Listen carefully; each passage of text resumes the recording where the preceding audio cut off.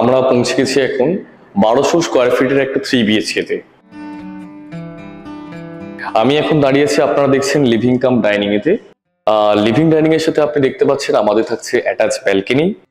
আমরা এখন আছি কিচেনের মধ্যে। 1200 স্কোয়ার ফিটের যে 3 BHK আছে তার কিচেন সাইজ আমাদের আছে 7x11। এটা থাকছে আমাদের ফার্স্ট বেডরুম, যেটা সাইজ আছে 10.5x10। আমরা এখন আছি কমন টয়লেটেতে। কমন টয়লেটের সাইজ আছে আমাদের 5x11।